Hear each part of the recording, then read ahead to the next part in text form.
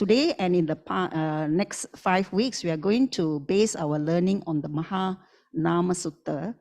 And this sutta is actually a very, very, very important teaching given by the Buddha to a person called Mahanama. And this sutta you can find it in the book of Numerical Discourses of the Buddha, which is the Anguttara Nikaya, book of 8, sutta number 25. And in this sutta, the Buddha actually enumerates 8 special qualities of a lay disciple. And in this, it may seem very simple because it's just a question and answer. Somebody asks, Mahanama asks a question and the Buddha answers, and there is a series of answers given by the Buddha as to a lay disciple. So we will be actually covering today we'll be covering on this topic of refuge in the 3 jewels, which is about faith, Saddha. And then following weeks, we will talk about our virtues, morality, liberality, listening to the Dhamma, investigating it, and also remembering it. These are all very important steps. And the last is, of course, visiting monks. And the last one is teaching the Dhamma. That means we share the Dhamma with others. Now, if you look at these qualities of the lay disciple, it looks very simple, right? Yeah, everybody knows that Saddha and all these are important. But what actually the Buddha is trying to tell us is that these are the qualities of a stream enterer. In this lifetime, all of us can be stream enterers. Would you all like to be stream enterers? You know what is a stream entry? Who don't know what is a stream entry, so I can explain? The first stage of sainthood in a Buddhist practitioner. So in this lifetime, the Buddha said, everyone who takes the effort, who puts in the effort, can be a stream enterer. And what is the purpose of entering the stream is, you will be not born in any of the lower realms.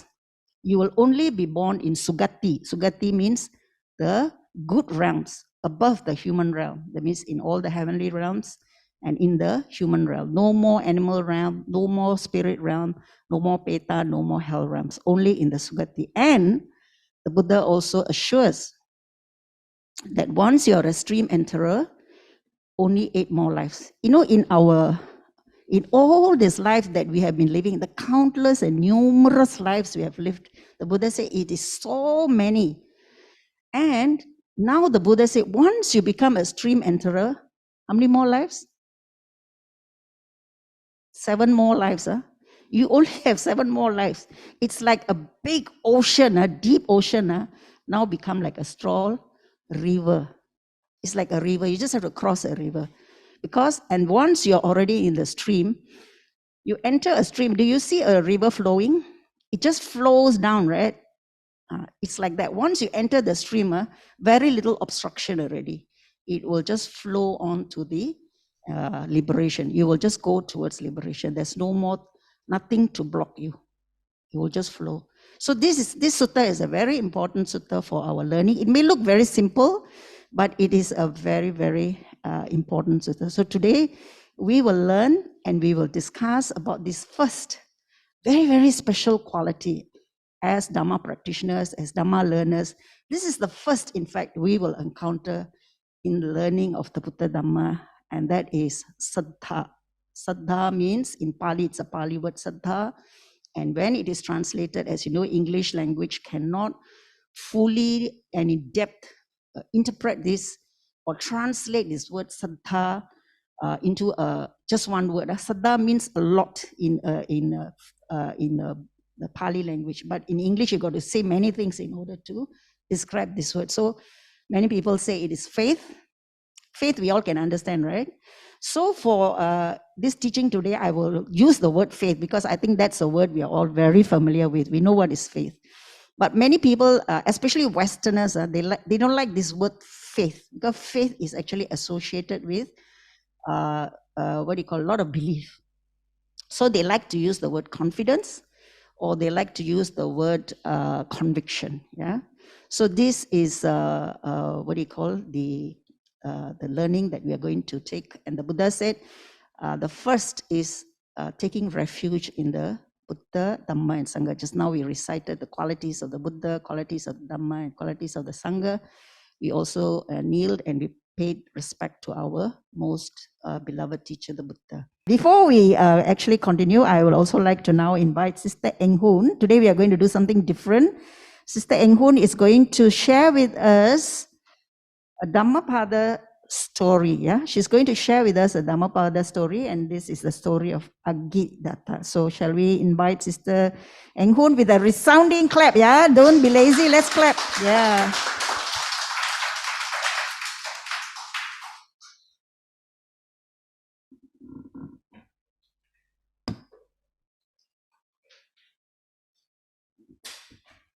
Very good morning to our brothers and sisters, and thank you, Sister Paru, for giving me this opportunity to share with everyone this story called the story of Aggidatta. I believe some of the brothers and sisters here probably have heard the stories, but nevertheless, let me share with the rest who is actually new with this story. So basically, during the Buddha's time, there is a Brahmin, and this Brahmin name is Aggidatta. He was the advisor previously for King Maha, and when King Maha died, then the son, King Pasalani, became the king. And he reappointed again this Aggidatta as the advisor. That was out of respect that Aggidatta has been the advisor for the father before. Okay, next slide. So Aggidatta has been staying in the palace, and he was the advisor for King Pasalani. Having stayed in the palace and through his life as advisor for the king, he then soon realized that actually life is full of challenges. As he observed, and also King Pasalani itself being advisor, as you see, even as a king, there's a lot of challenges and also suffering in life. So then he started to reflect and also try to understand, even as a king, even his life as advisor, it is actually good at the palace, but the layperson, king, and everybody else will also go through the same thing, which is very difficult in a way because there is no security at all, because things are always changing. So one day, next slide, Aggidatta then decided that maybe he should ask for a permission from the king that he would like to leave the palace and he wants to live a life as an ascetic. So the next slide, and therefore he left the palace. And once he left the palace, he then established himself as a teacher. So basically, as a teacher, what he taught his followers is two things. One is to live away the life of opulence. Means he actually encouraged his students to pay homage to the forests, mountains, parks, gardens, and also the trees. The second thing that he taught his students is whenever they are troubled with any unwholesome, improper, lustful, or cruel thoughts, then maybe what they should do is fill a jar from the river with the sand and throw it in a hymn. So basically, if you observe how Aggidatta was trying to teach his students, because he realized that a lot of people also come and seek advice from him because they're very troubled in their life, as in sometimes they also have a lot of unwholesome thought sections, and having done that, they felt that they need to relieve from all this. And how Aggidatta taught them is actually to fill the jar with sand from the river and then just throw it out into the hymns. No doubt he was trying to teach his students to also admit that at times there will be fault in themselves, but however, that do not relieve them from suffering at all. So the next slide. So in the due course, as he taught more and more students and more followers doing that, then soon what happened is, as they poured a lot of jars of sand, you can imagine, into these hymns, then it aroused a great big hymns of sand. And it was also believed that it became a home for a great serpent. And also as a result of that, as more and more people actually came to this place, it became a shrine. And then people came over to actually do the worship at that place. The next slide is Then Buddha actually at that point was residing at Jetavana monastery at Savatthi. So as Buddha was surveying the world at dawn, he then perceived that this Brahmin, Ajidata, and also his disciples were now ready for arahantship. So Buddha then spoke to Venerable Mungalana that he should be the right time to see Ajidata and also the followers. So he told Venerable Mungalana to actually go and visit Ajidata, and he told him that he himself will follow suit. Then Venerable Mungalana then went and asked and visited Ajidata. So he actually requested Ajidata if he can actually stay a night at his place. But Ajidata refused and rejected and turned down his request. But however, then Ajidata agreed that maybe he should let him stay at this sunshine, where this is the home of the serpent. Okay, the next slide. So as Ajidata sent Mungalana to this place, the home of the serpent, then he would have expected that Mungalana would have died. So he and all his ascetics and all his followers the next morning was discussing and saying that, I think Venerable Mungalana would have died there, at that place. But however, to their surprise, what they found was the serpent then coiled around the mold, tamed and milkily hold the head over like an umbrella over Venerable Mungalana. That is actually showing the respects to him. So, and just then, at that point of time, Buddha arrived, and Venerable Mungalana then rose from his seat, saluted, and paid respects to the Buddha. He then proclaimed to the ascetic that this is actually my teacher, the Supreme Buddha, and I am the humble pupil of this great teacher. On hearing this, the ascetic was very impressed by the power of Venerable Mungalana, and also even more by the great power of the Buddha. So the Buddha then asked Ajidata then what exactly he thought the followers and also the neighborhood residents. And Ajidata then replied that actually he taught them to pay homage to the mountains, forests, parks, trees, and by doing so that they can be liberated from all the ills of life. But then the Buddha replied, Ajidata, people who goes to these places for refuge when they are threatened by danger, but they can never offer them any protection. But he said then, those who seek refuge in the Buddha, Dhamma, and Sangha is the one who is going to obtain and release from the round of rebirth, which is samsara. This is when Buddha spoke on the verse 188, 192 here, as stated in the slides, verse 188. When threatened with danger, men go to many a refuge, to mountains, forests, parks, gardens, and sacred trees. And verse 189 states, but such a refuge is not a safe refuge and not the best refuge. One is not liberated from all evil's consequences of existence, which is dukkha, for having come to such a refuge. And in verse 190 and 91 says that one who takes refuge in the Buddha, Dhamma, and Sangha will seize the insights of the Four Noble Truths, which is dukkha, the cause of dukkha, cessation of dukkha, and also the Noble Eightfold Path, which will lead us to the cessation of the dukkha. And this is indeed the safe refuge, and it is the best refuge. However, having come to this refuge, one will be liberated from all sufferings, which is dukkha. Dear brothers and sisters, having heard the stories, we have two key lessons learned in the story. The first one is, by taking refuge to the Buddha, Dhamma, and Sangha, and following the Noble Eightfold Path, we will then free ourselves from the suffering that leads us to liberation. And the second part, which is also very important, As a lay disciples, the practices all begins with Saddha, which is the faith and confidence.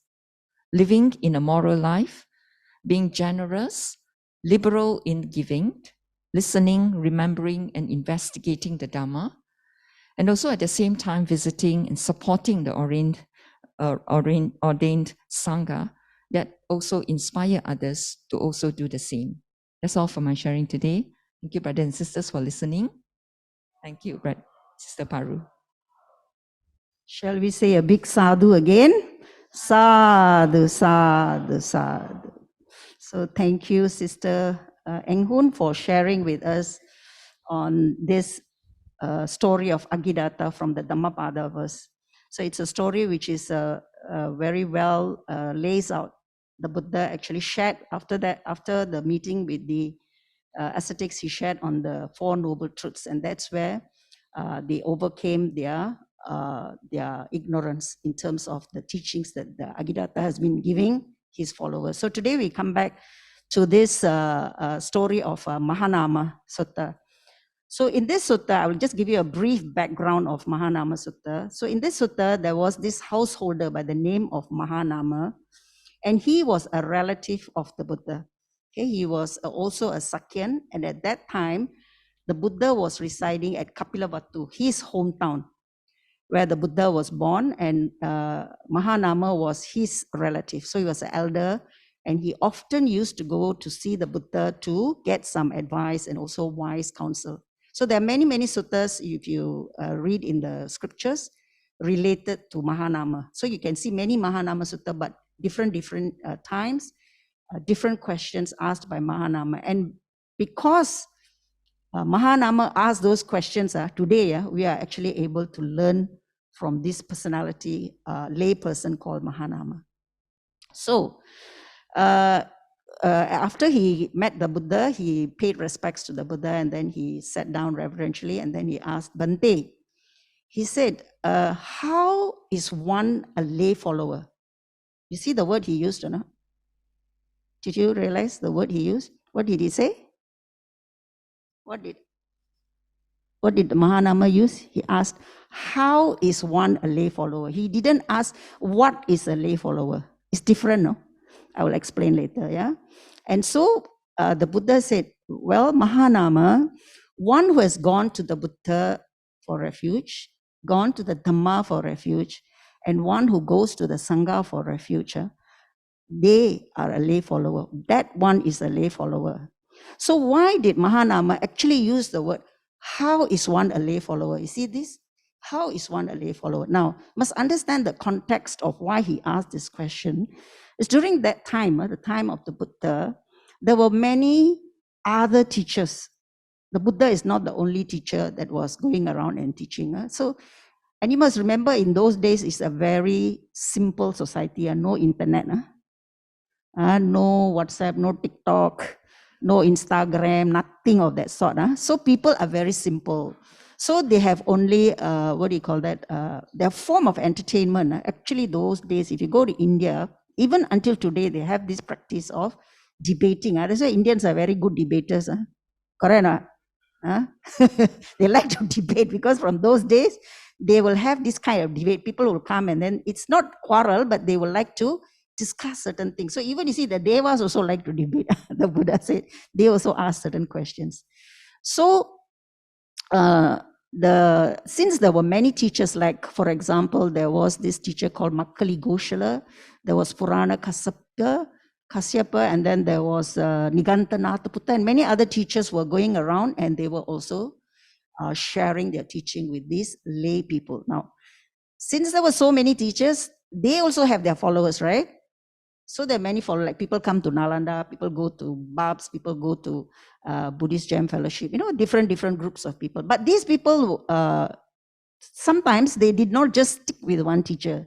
Whichever teacher come, they will listen, because that's the entertainment for them, so-called entertainment. Then they will go and listen what this teacher talk to them. So that is why when Mahanama asked this question, he said, how is one a lay follower? That means a lay follower of the Buddha, one who follows the Buddha. So there is a reason why he asked this particular question. How is one a lay follower.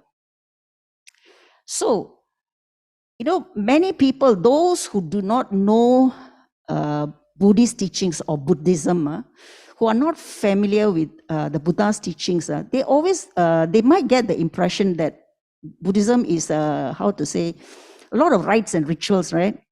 You go to the temple, got a lot of smoke coming up.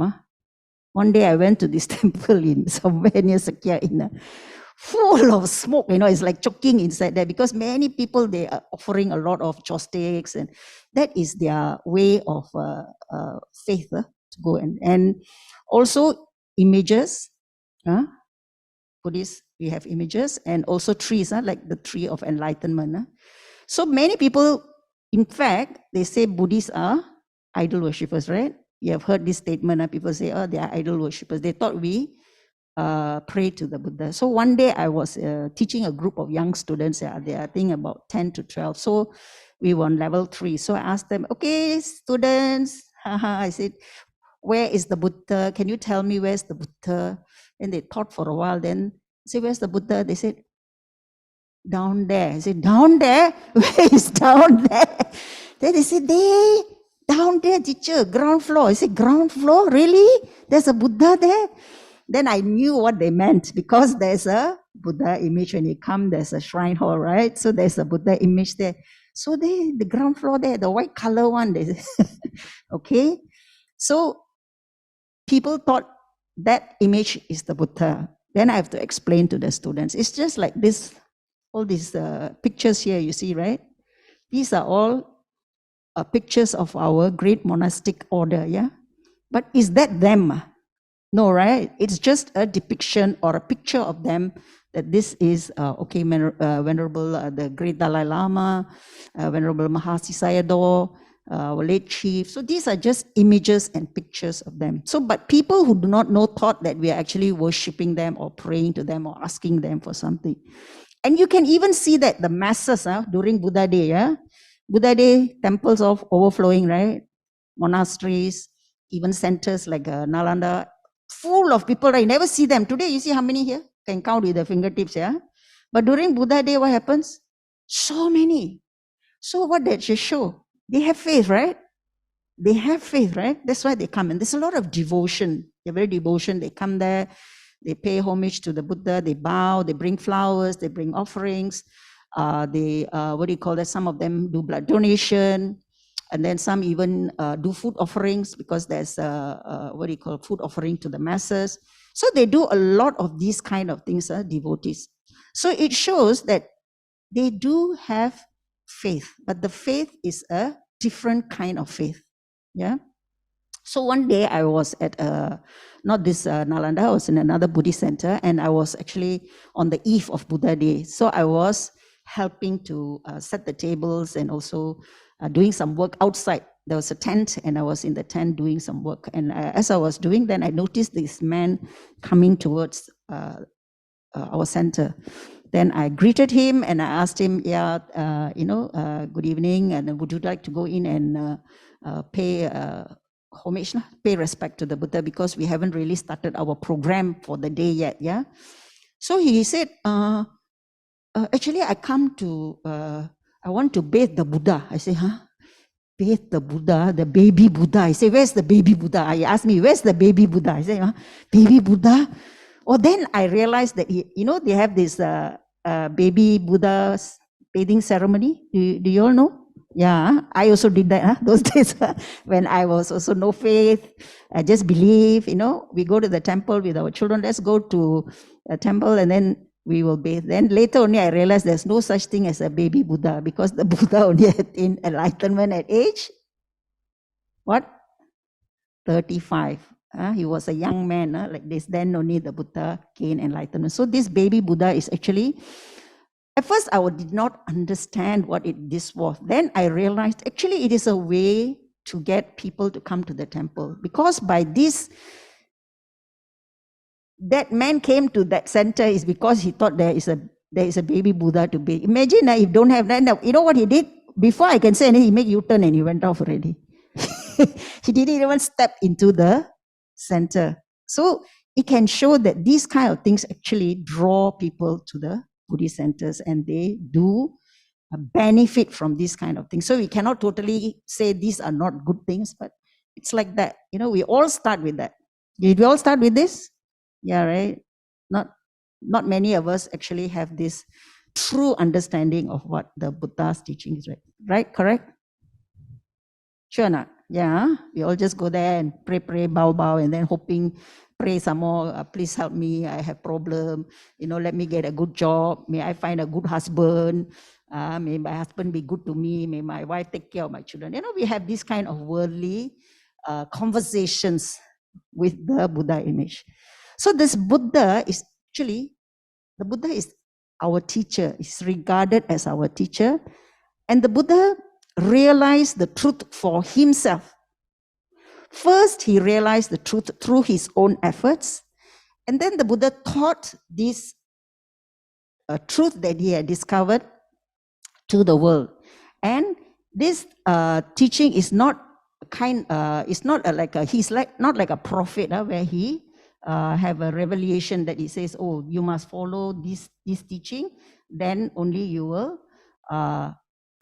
follow me. You must follow whatever I say. So this path of deliverance from samsaric existence, means life after life, we have been born again and again and again. We are doing the same things again and again and again, and we are continue to do after we die. Again, do the same thing. Nice, nice, this suffering. You all like suffering. You don't know who is going to come into your life, what are the problems you're going to come, how your children are going to be, what sort of parents you are going to receive. And as you know, the world is progressing. We do not know actually where we're going. So the Buddha could realize this. And so the Buddha, out of compassion, so just now we heard the hymn, right? Oh, compassionate Buddha. The Buddha was so compassionate. After the Buddha realized, the Buddha overcome with compassion, then the Buddha taught these teachings to humanity. To humanity, he didn't teach to Buddhists. He said, oh, you Buddhists, then you understand. That means across the board, anyone can listen to these teachings. Anyone can understand these teachings. They can do so. There's no such thing, Buddhist, other religion, no such thing. The Buddha said there's no label. Dhamma. The Buddha only taught the Dhamma, which is the truth that upholds the world, upholds the goodness in the world. As you can see now, slowly but surely, a lot of goodness is disappearing in the world, right? Many things are disappearing from this world. Slowly, surely, there are a lot of things which are disappearing. And so the Buddha said, this is the Dhamma that upholds the world. And he says, he warned his disciples. He always shared with his disciples. The Buddha said, don't have blind faith. I think just now we heard this word, no blind faith. And he, very empathy. The Buddha had a lot of care and concern for humanity. And the Buddha said, don't put blind faith in the authority of these teachings. I give you the teaching. Don't have blind faith. You must, what must you do? Don't know. Okay, never mind.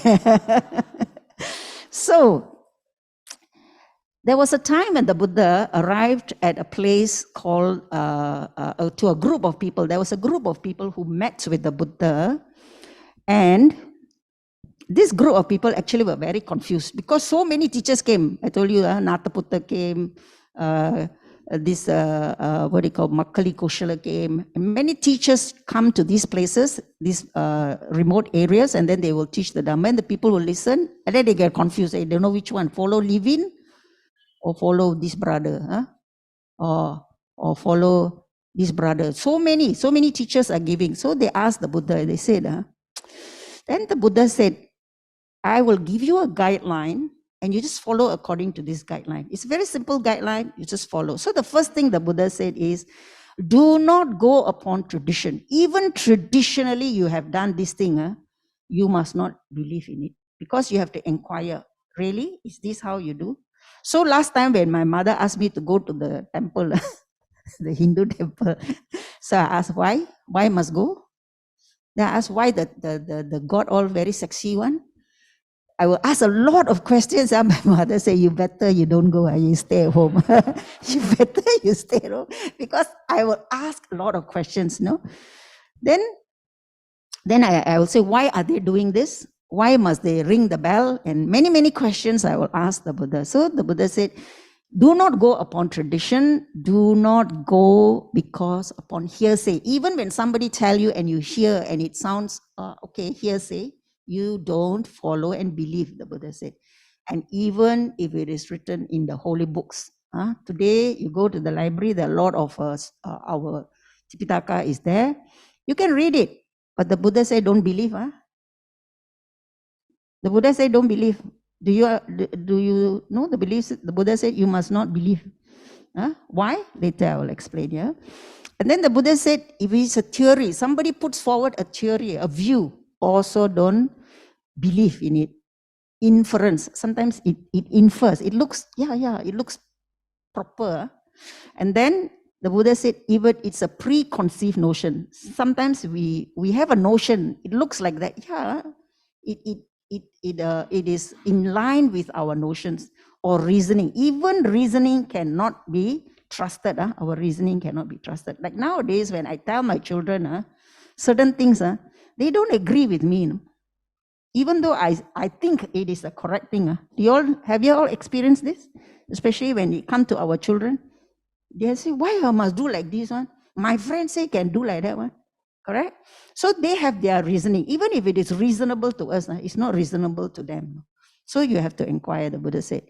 And if a teacher comes and they're very good at talking, some teacher got very charismatic, right? They can really talk, like Sister Paru like that. I'm not charismatic, I'm just talking. So if you talk and then you are taken up by it, the Buddha said, also you have to inquire. Okay? The Buddha didn't say don't believe, but he said you must keep an open mind and really check it out. Yeah.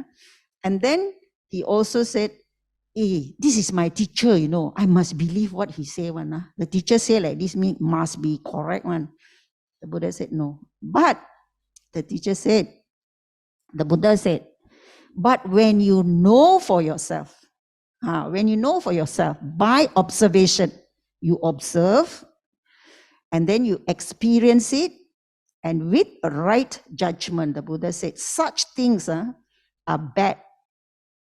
First, the Buddha said, this thing all, you better don't believe. Then he said, the second thing the Buddha said, if by your own judgment, by your own experience, and by your own observation and judgment, you see this thing is not good, it is bad. If it is followed, and if I undertake this, then it will lead to harm, and then you should not accept. If you know it's going to cause harm, you say you should not accept. But just because the teacher says so, you do. Okay? And he said, you must know for yourself. You can read it on the screen here. Then the Buddha never attempted to persuade his followers to have blind faith. Never. The Buddha never asked to submit, never say, you just follow what I teach you, he said. Because he said, the Buddha always talked about intelligent inquiry.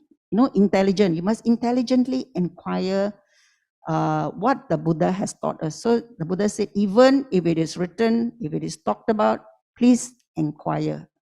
You can have belief, but you must find the truth for yourself. So this is proper. And the Buddha said, yes. He cannot say, hey, you cannot doubt Buddhism. You cannot doubt the Buddha's teaching. No, the Buddha is enlightened one. You got to say or not, believe in? You cannot say the Buddha is enlightened. No, so you have to believe him. You cannot have doubts about the Buddha's teaching. No, the Buddha said, you must doubt. You can doubt. Meaning, what the Buddha is trying to say is, yes, if you doubt, that means you're not certain about certain things. Then what you should do is to investigate. You got to find out, and then you got to experience it for yourself. Yeah. So this is the teaching the Buddha gave to Kalama. So if we also learn the Dhamma, and we find actually, I don't think it's like that. You got to investigate. You got to ask around. You got to check, and then you got to practice it, and you got to find out for yourself whether this is true. For example, if our fourth precept is what? What is our fourth precept?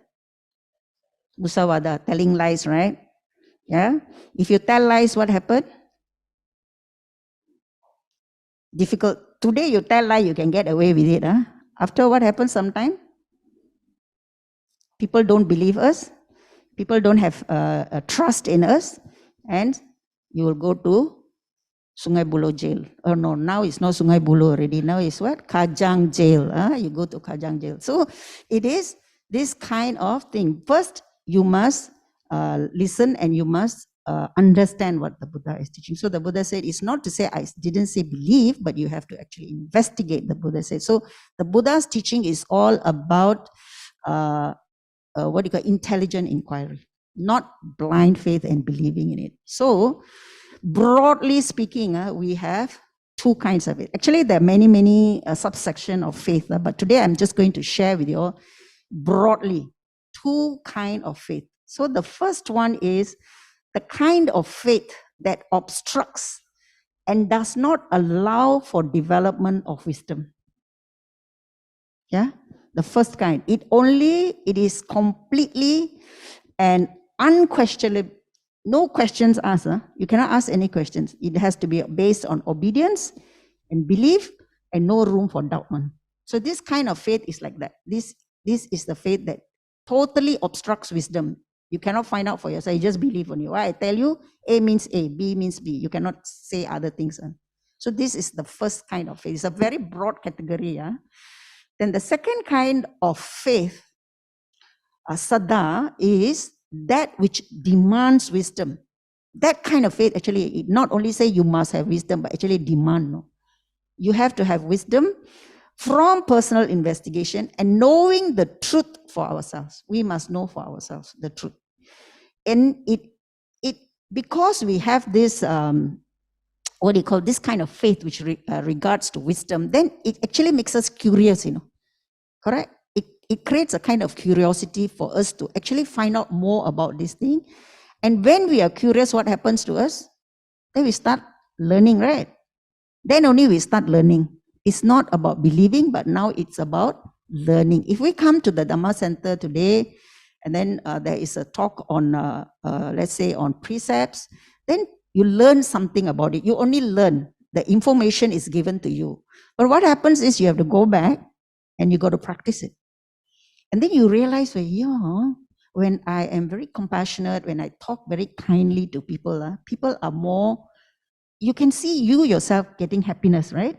When you speak kindly to people, you have happiness, right?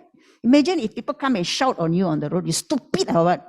One time, first time I was driving back, I'm a new driver, and then I was driving back, and you know what happened to me?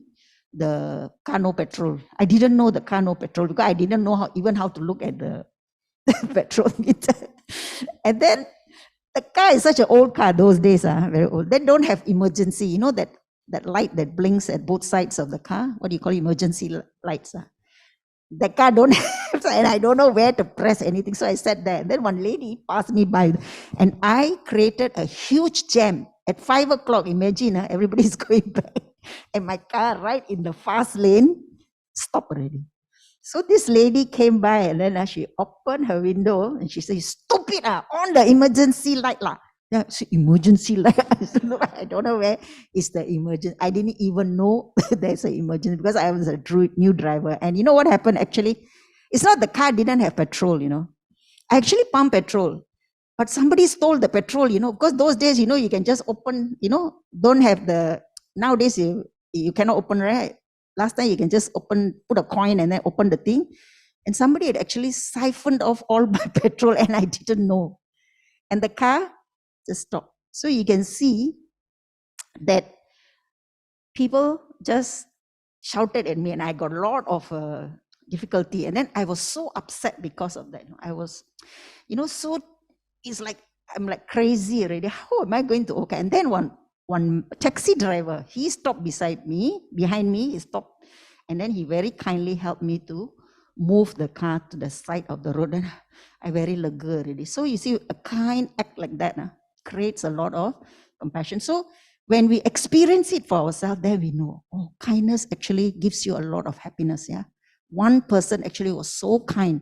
He managed to stop the traffic and then he after that, he just went off on his own. He didn't say anything. He just quietly went off. Whereas another person shouted at me, stupid or what? Please, can you on the thing? And so you can see the experience that we get. So without faith, there is no starting point for us. Like people, when they go to the temple, that devotion, that little faith they have is actually a starting point, for them to connect to the Buddha's teachings. They haven't connected totally, but little bit, there is a starting point for them. And it encourages them actually by this. Who knows? In that time that they are at the center or at the temple, they can meet someone who actually connect to them, right? Many of you come to center because somebody encouraged you, right? Correct or not? Who didn't come, who just come, oh, I like to go temple, I come. God, don't let. Actually, usually there is someone who will encourage us, right? You say, hey, come, let's go to the temple.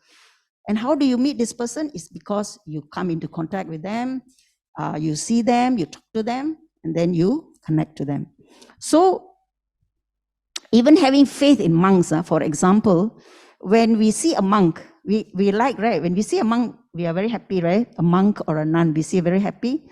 And then we try to go and approach them, right? When we see monk nun, after they finish already, we'll ask a lot of questions. Bante or Venerables, Bhikkhuni, can you please explain to us this? So when we see, we have a lot of faith. And then we start to ask questions, right?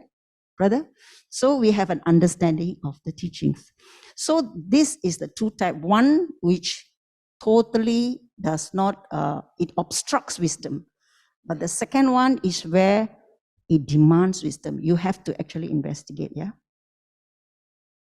So how do we awaken faith? Just now there's a lot of discussion about how our faith actually arose or what is this faith about. So I'll just give you a few examples. So you know this venerable Vietnamese Zen master, the late venerable Zen master. What's his name? Thich Nhat Hanh.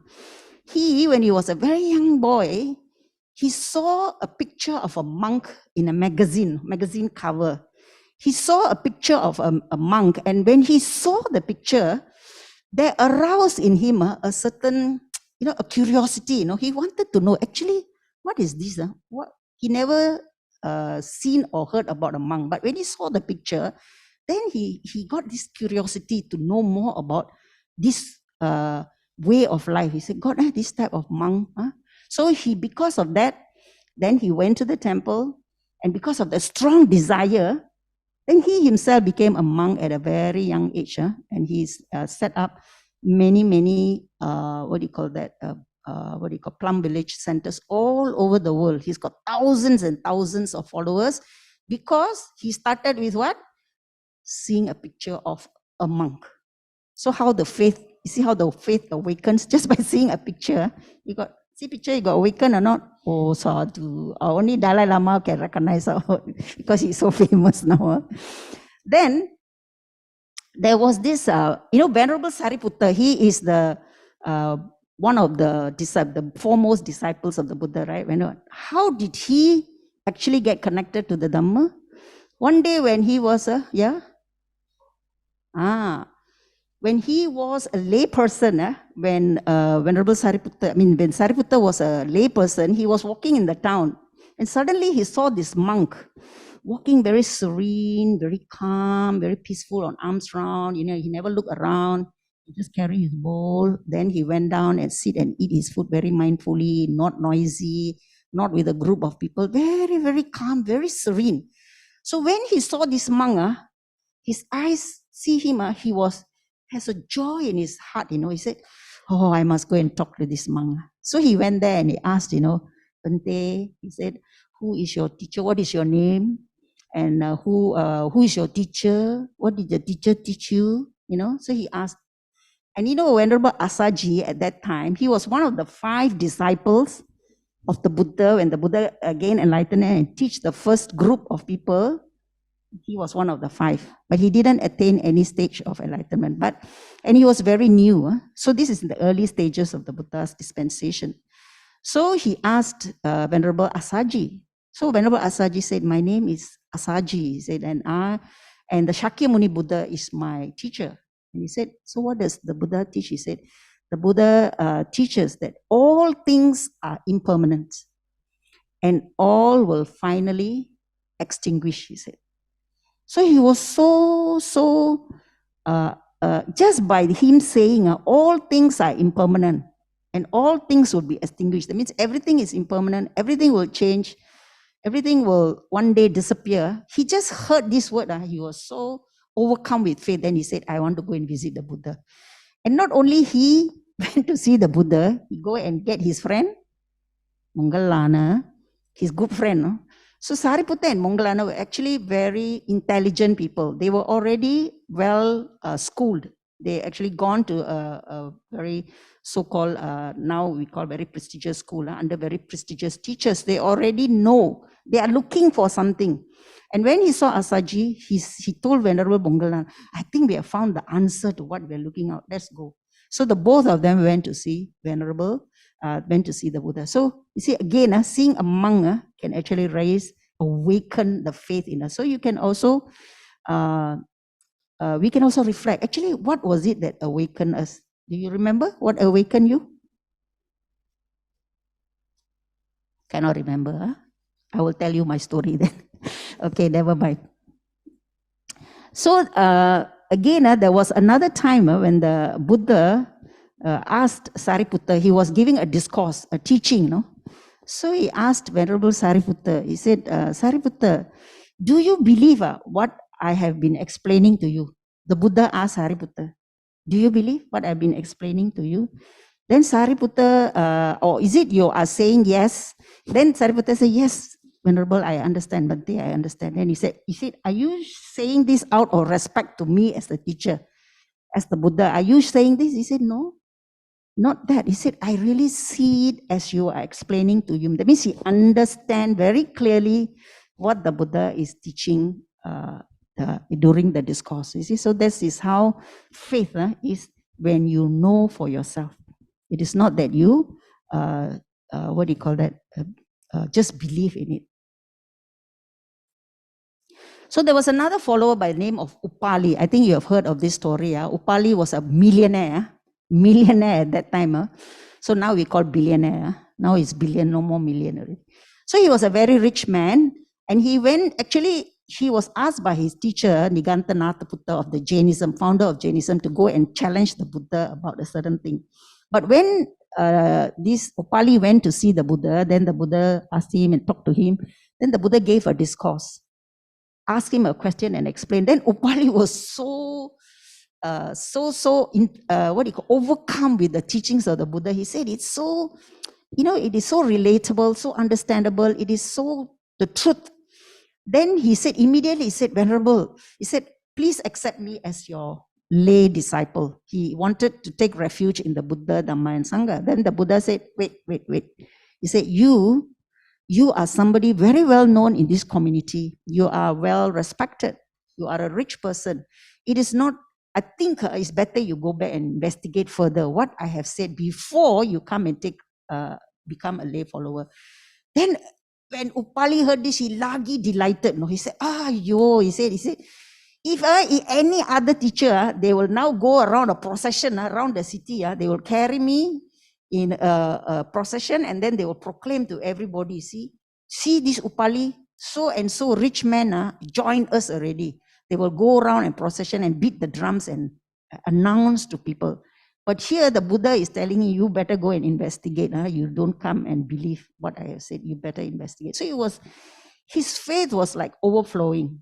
And then again, the Buddha also advised him. He said, Upali, now that you want to take refuge, become a lay follower, please don't stop supporting your old teachers. You must support them. Because if you don't support them, they will have more anger and hatred in their hearts. He said, this Buddha take away all our people already. Now this one no more already with us. So he said, in order not to have this kind of difficulties, he said, please continue to support your teachers. You see how the Buddha's compassion and empathy is not like say, hey, come join me, we are the biggest. No, always very humble and very giving advice that is suitable for people. So the Dhamma is the way the Dhamma has been propagated from the time of the Buddha until this time Anybody force or not into Buddhism? Anybody got force or not?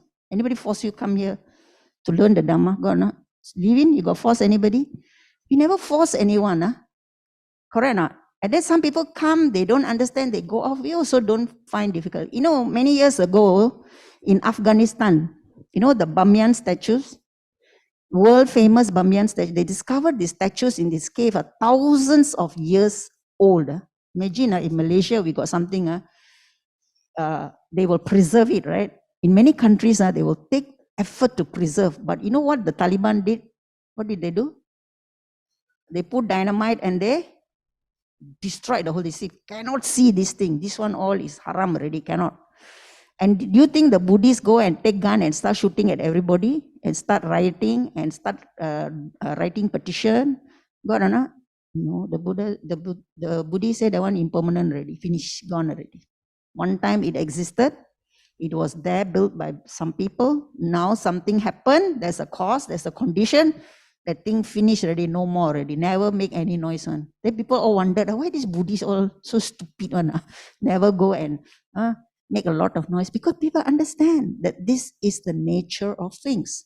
It comes into being due to causes and conditions. It is destroyed. And that's the way it'll be. No matter how much of violence or anger or reprimand you do, it won't solve the matter. So this is how the Buddha actually, for this long stretch, the Dhamma has been filtered down to us in a very kind, in a very compassionate, and both ordained Sangha and lay Sangha. So all of us are very important in this journey, with a lot of faith. Right? True? So there was this householder by the name of Chitta. Now Chitta was a very devoted follower of the Buddha. So one day when he was walking, he met this teacher by the name of Nigantanataputta, again the Jain's teacher, and he saw Chitta and he knew Chitta was a very, very devoted follower of the Buddha. Then he asked, Chitta, he said, do you believe the Buddha? When the Buddha says, it is possible to attain a meditative state where all thought stops. You understand this statement? The Buddha teaches there is a meditative state where all thoughts stop. Do you believe that? Then Chitta said, no, I don't believe the Buddha. And he is a devoted lay disciple of the Buddha. That means he's telling, I don't believe the Buddha, you know. So this Niganta was so happy, you know. He was surprised at first. He said, we, follower of the Buddha, say he don't believe the Buddha. Yes, he said. And then he's so happy, you know, and he was surprised. But first, then he said, he was very pleased. Ha ha ha, you see that? See how straightforward this Chitta is? See how clever this person is? He knows that he doesn't believe in the Buddha's teaching. So everybody was like, wow, a lay disciple of the Buddha say he don't believe in the Buddha. Wow. And so after he said, this Niganta said, you know, this thing saying that in a meditative state, all thinking stops, all thoughts stop. It's like taking a sieve, you know, a sieve, the one with the holes in it, and then you catch your thoughts in it, catch your mind with it.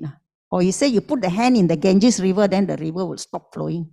It's like that one. This kind of thing, I said, this is the thing he's talking about. He said, how to believe? Of course, you cannot believe this thing. He said, I don't believe what the Buddha said.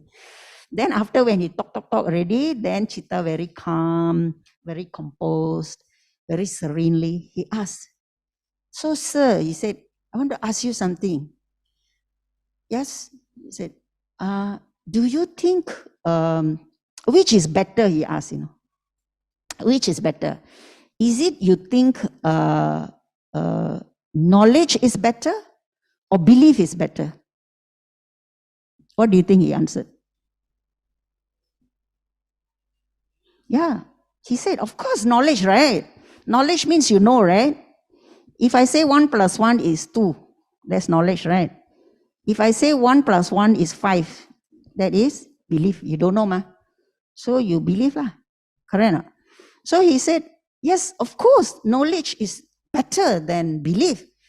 Then he said, Then he says, well, Chitta said, I myself, I can attain that state, that meditative state where all thoughts stop. So why should I believe the Buddha? Because I know it for myself. You understand?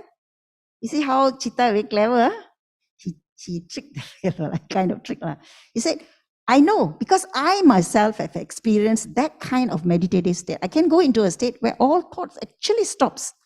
So I don't have to believe anymore because I know it for myself. Correct?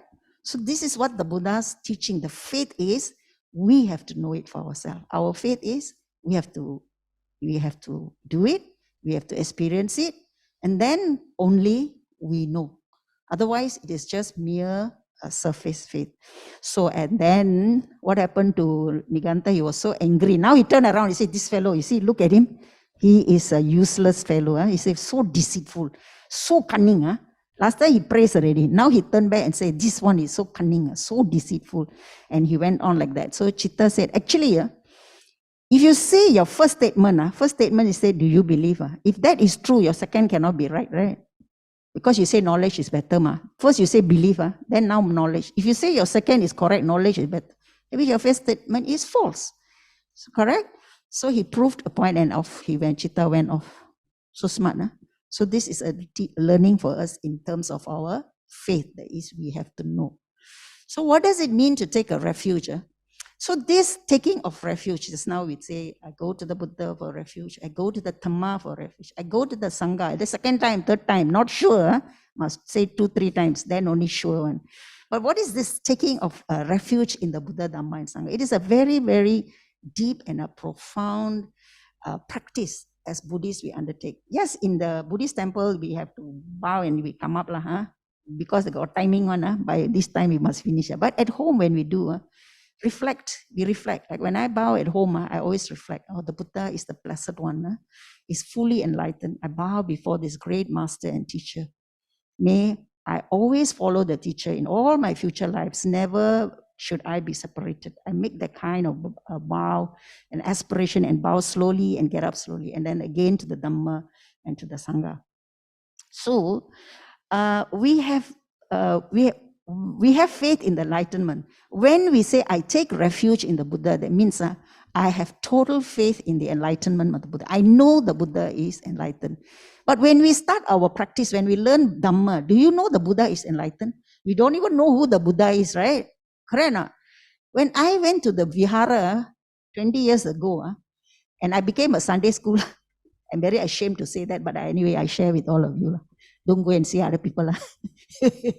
So when I became a Dhamma school teacher, actually I asked, and then they sent me for, go training, go. So when I went for the training, they taught me classroom management, psychology of student. I say, what is this? So because I missed the first part, I went in a bit late. So when time comes, the next year, they assigned us to classes. So I was the beginner class, the very, the total newbies. All the children don't know anything. So I went there and I was the assistant for the main teacher. So I'm telling the teacher, hey, Brother Gary was my senior. I said, Brother Gary, actually, I don't even know who the Buddha is. How to teach? I don't even know the Buddha. I know a little bit about the teachings, but I really don't know who's the Buddha, I confessed to him. He said, Emma, you go read some more and prepare your lesson. He said, in 3 months, you are going to conduct the class. So this is how when we come to the learning the Buddha, we don't know who's the Buddha. We don't know whether he's enlightened. How is he enlightened? You also don't know. But as we practice, then we see, the Buddha's teaching really, it gives us a lot of faith, right? Then we really say the Buddha is free from, how can anyone come up with this kind of teachings? It only can come up with a mind that is so full of the kind of knowledge that knows, So we have, slowly we start having faith in the Buddha, in the enlightenment of Buddha. When we have faith, that means we have faith in the Dhamma. Whatever the Buddha teaches us, we have faith in what the Buddha has taught us. When you first learn of rebirth, do you believe in rebirth or not? How many of you believe you actually got born before? And very good, brother. I also thinking, rebirth. And then I, when I heard about rebirth, I say, when I learned that okay, learn already, then die already, finish, no more. For me, it's die already, finish. But when I learn about rebirth, I say, oh my God, I said, oh my Buddha, I have to come back again and go through all this suffering. Oh my, I was so sad, when I heard, oh, I have to come back to rebirth again and again some more. Wow, that is terrible, isn't it? When I heard that, I was really, really depressed or sad that I have to be born again. So we have faith in the Dhamma after the Buddha teaches us that in our lives we have done this. And there are many times we meet certain people. We like very familiar with them, right? Have you had this experience? Like you have known this person for a very long time. You have seen them somewhere. You have actually, my late husband, actually I can know after learning the Dhamma, actually we are not the first time we meet one because our relationship was so, it's like really like good friends. We were never, we of course we have our arguments, we have our differences, but there is a kind of a feeling that that you have known this person somewhere. You have known this person, although I never knew him until very long. He was not even in my sphere. I'm from Johor Bahru and he's from Malacca, so I like never ever met this person before. So when we have faith in the Buddha, the Dhamma, and the Sangha, we can overcome our suffering. And that teaching helps us to overcome. And the Sangha is that embodiment of the spiritual liberation. We can see there are people who actually follow the teachings and have reached the higher stage, right? All these Mahasi Sayadaw, all these people, they have actually reached very high levels of sainthood, which the Buddha has actually taught is possible. So in this sutta, the Buddha is actually teaching us that it is possible to be a stream enterer, a lay person who is and there are many people like Chitta was already a stream enterer, Visakha was a stream enterer, Ananda Pindika, who was the supporter of the Buddha, was already a stream enterer. So why not all of us? Can we be lay stream enterers? Oh, no faith, all these fellows. Semua tak ada faith ah? Can, brothers and sisters, can. Yes, like this brother, yes. I believe I can be a stream enterer in this life. I believe, but I have to work on it.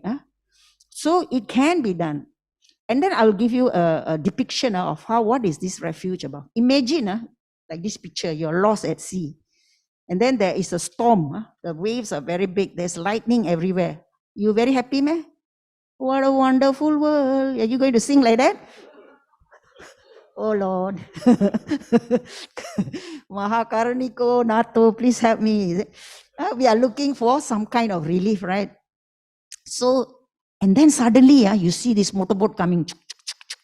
Oh, and then they lift you up and it's like that. The refuge is like that. It gives us that faith and say, yeah, we have faith that somebody is rescuing us. So this taking refuge is like that. Yeah. So I think in April this year, did you all read about this incident where there were these 4 persons? They went for a diving exam somewhere off the coast of Johor Bahru. When they had finished the exam, they went into the ocean, the sea. And when they came up, the boat that was supposed to be there, don't know where the fellow went already, The boat disappeared. No, this fellow, so terrible. He left them and he went off already, Then these 4 fellows are stuck there in the middle of the sea. All around is water. Nobody, no telephone, nothing, So you know what happened to these 4? They just floated, The current just carried them away. The instructor was saved within 1 day. They managed that. There was a SOS, People, of course, waiting in the seaside there. Then they say, why these fellows all still not yet come? And then they found that this fellow boat left already. He's somewhere else. So they do a search and rescue operation. Then they managed to find the lady, the instructor, within 1 day they found. But the other 3 cannot find her because the current just carried them away, And then after 3 days, 2 of them were found. And can you imagine, they are struggling in the sea for 3 days. At night, so dark, water everywhere, never drink water. You know how thirsty and how suffering that is? And suddenly, on the 3rd day, one boat come and rescue them and helicopter come and then take them and go. It's like that, refuge. Taking refuge is like that when you have this. that relief. And then the son of the man, he was only 14 years old, but he was so young. He couldn't struggle against the current, and he died because he was so weak, too weak already. He cannot take it. He died. And when they asked the father said, he already died already because he doesn't have the strength. And then they never found the body. So you can see how taking the refuge is like that. That is a depiction of the refuge. Imagine in Russia and in Ukraine now, there's a war going on, right? A lot of refugees are running away from what? Danger, oppression, fear, right? And then they just sit there and say, oh, never mind lah, what to do? Is Putin very bad one? He want to bomb us. Never mind, I sit here, I suffer like that. But if we are like a refugee, we look for some kind, we know we are suffering, right? We look for a solution. And taking refuge is like that. We look for a place where it is safe for us, where we are free from this kind of fear and worry and danger. That is the faith that we have in the three refuges, that it will take us away from this, difficulty that we have. So taking refuge is a way of safety. And the Buddha also said, this faith that we have is not immediate. Our faith is not immediate, right? We have to go through many, layers and layers. It's just like you go to a beach. You know, the beach is very gentle, right? Very gentle. Then after that, what happens? Then it becomes a bit deeper. And then after a very long time, it becomes very deep. So the Buddha said, our faith is like that. It is not immediately that we have faith in anything that comes to us. It takes a very long time. And what he means by the deep dive is when we go into the, noble states of arahantship. When we are then it just goes. Once you're in the stream, you can go very fast one. But before that, you struggle. You really struggle one because you get a lot of doubts. You don't know whether we go for meditation, you go for 10 days retreat, 14 days retreat, 14 days after they come out, also nothing happened one. You're still in the same place where you started. Correct? I think those meditators will tell you, you sit there for 14 days, same thing. Day one, you go in is the same because it's constantly you got to practice the thing. So, but once you reach a stage where you know that stage, then it's very fast. So the practice, is, what's the time now? Almost done already. Almost. So you have time. Okay. So again, there was this Brahmin Janusoni. The Buddha said, when we learn the Dhamma, we do not rush into making any hasty conclusions about the teachings or the path or the disciples. And many people like to speculate, hey, you know that venerable, I think he's Arahan already, no? Like as though they live with that teacher and all that. So the Buddha said, we must not speculate or we must not make conclusions unless we know for sure. So he said, it's like this. When we want to test the teachings, it is like a hunter, elephant hunter. He goes into the jungle and he sees this big elephant print, a foot of the elephant on the ground. And then he tests it and he said, because he's hunting for a bull elephant. Bull elephant means Arahan is equivalent to Arahan. So he's looking for a bull elephant. Then he inspects the foot and he says, maybe not. It looks like a bull elephant, but it's not. So it could be a dwarf elephant. Sometimes these dwarf elephants also got very big feet one, no? So he's not sure. So he goes further, investigates some more. Then he comes across on the top of the trees, he sees that there are some marks on the tree. And then he sees some scratch marks. So he said, could this be the bull elephant? Then he investigates. Maybe not. He said there are some female elephants also can reach up there and they can also scratch. So he goes further and investigate. And he sees tusk, the tusk scratches on the tree. They say, again, he's not sure whether this is really the bull elephant he's looking for. So go further. And then he comes to the tree on the very high of the tree. Then he sees there are some broken branches here and there, Then he also not sure, whether really this is a bull elephant or is it a big female elephant. Until he goes to a place deep in the jungle, there's a clearing. And in the clearing, there is this big bull elephant standing there. You know, he observes that bull elephant. Sometimes the bull elephant sit down, sometimes he walk, sometimes he lie down. Then only he realized, yeah, this is what I have finally reached there. So when we practice the Dhamma, it's like that. We have to go through many checkpoints to see our practice. It is not immediately we have faith. So we can, step by step, we will finally reach a stage where we know that this is actually the truth that we are looking for. So in the same way, he said that you must always make sure that the Tathagata that appears in this world is very, for us, for faith to arise. If we think of faith, I hear about faith, but in order for faith to appear, who must appear first?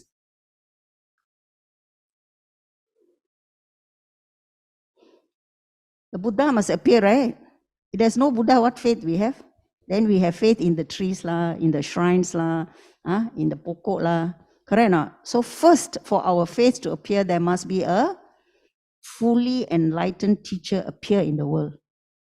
Then that teacher not only arise because he is self-awakened, but he then teaches the Dhamma. Correct or not? Imagine there is there are beings called Pachaka Buddhas. You know, there will come a time when no more teachings and Pachaka Buddhas will appear. What Pachaka Buddhas do?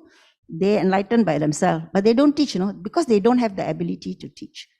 So we have to know that there is this Samma Sambuddha has to arise in the world. The Samma Sambuddha has to teach for us to have faith. And then after he teaches the Dhamma, what happens? Then there is this wheel starts rolling and everybody starts learning the Dhamma. So in order for us to have faith, these conditions must arise. There must be a Samma Sambuddha.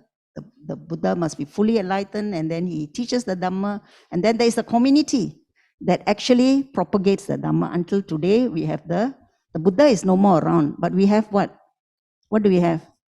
We have the Dhamma and we have the Sangha to guide us. So faith in the Dhamma, faith in the Sangha, the Saddha is important for us to continue our journey.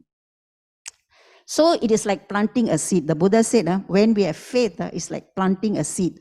So when you plant a seed, what grows? The plant grows, right?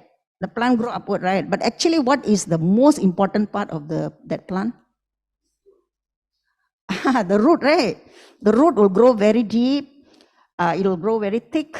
And that root is the one that provides nourishment for the tree on the top, right? So faith is like that. You plant the seed, the roots have to be very strong. If your roots are not strong, then when the strong wind comes, what happens? Jatuh already, topple already. So if your root is very strong, very deep, very foundational, nothing can stop. That means if you have a lot of suffering in your life, suffering after suffering after suffering come, you can still follow the Dhamma. You can have, because of the faith. So that faith is very strong. It is very rooted. It is very, support us. Whatever wind come, we will still continue. So faith is like the seed that takes us to the other shore. So, and again, if we have a lot of suffering, don't look down on suffering, because that suffering, condition, the Buddha said that there are causes and conditions. The suffering is actually a condition for faith to arise, for Saddha to arise. If you don't have suffering, we're very happy, right? You think you'll come and learn Dhamma? No, right? We all actually got a lot of suffering. A little dukkha here and there, but some got very big dukkha. Like for me, my dukkha was so great. Before that, I was very happy one. Every day go shopping center, makan here, makan there, don't know, somewhere very deep in the jungle also can find food to eat one. Every day happy with the children. Never look at the temple. Don't want to look that side. But one day, the dukkha hit me like a ton of rocks. And then, when my husband died, just within a few months, he just got very ill. And he just died like that. And that was a big vacuum in my heart. There was so much of suffering, so much of pain, and I couldn't understand. And that suffering actually took me to the Dhamma. That suffering actually took me to the Dhamma. And because of that deep dukkha, today I can sit here and share with you all that actually suffering is a condition for our faith to arise. So don't look down on dukkha. When dukkha arises, when there are a lot of difficulties arise, investigate it, check. And I asked myself, actually, why am I suffering so much? What is this meaning? What is the meaning of life? When someone you have really depended upon is part of your life, is so close to you, someone that you treasure so much, suddenly, boom, gone already, just within a few months, without warning, I just go like that. And you don't know what is ahead of you. So there's a lot of dukkha. So remember, friends, the Buddha said there are causes and conditions, but our faith must never be shaken because suffering actually leads us to liberation. That suffering is actually the seed for our Saddha to arise. Yeah. And so I hope, friends, that all of us are together in this lifetime with this faith, we support one another, that we can find conditions for our faith to arise, for us to be awakened, all of us to be awakened. And if we really put our effort into it, if we really can observe and really put the effort with a lot of good friends, we will actually reach to this stage of stream entry. In this sutta, the Buddha has actually enumerated this quality, the first quality, the quality of, it's a very, very special quality that we all have, that if we really take it into heart, this saddha will take us to that shore. And so with that, with faith in the enlightened Buddha, in the Dhamma and in the Sangha, let us all have blessed with a lot of good health, peace and happiness for us to learn the Dhamma. And I hope you'll all continue with your faith in the learning and the teachings. With that, Namo Buddhaya.